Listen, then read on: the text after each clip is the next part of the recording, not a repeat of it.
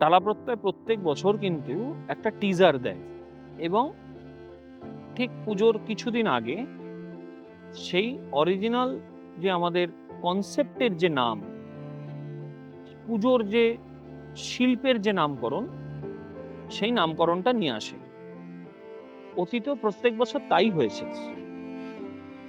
মানে আমরা সবার আগে একটা টিজার নেম আনি, তারপরে আমাদের পুজোর শিল্পের নাম আনি। এই বছর বীজগণিত তাই ছিল। বীজগণিত আমাদের টিজার ছিল, বীজগণিত আমাদের পুজো শিল্পের নাম ছিল না। পুজো শিল্পের নাম একটা অন্য কিছু হবার কথা ছিল।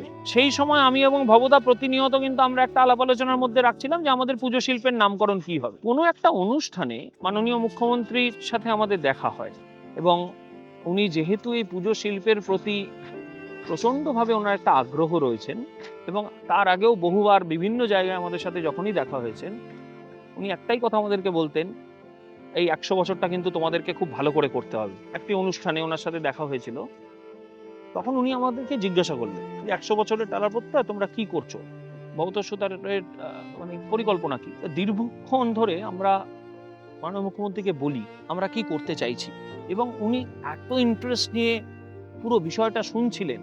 মানে রাজ্যের একটি সাংবিধানিক প্রধান, তার শিল্পের প্রতি এইরকম উৎসাহ যে একটা পুজো তার শিল্পে কি করতে চলেছে এবং আমাদের বিষয় ভাবনাটা যেহেতু এই বছর একটা মারাত্মক জায়গাকে ধরবে, উনি সব শোনার পর আমাকে বললেন যে তোমাদের পুজো শিল্পের নাম হওয়া উচিত বীজ অঙ্গন।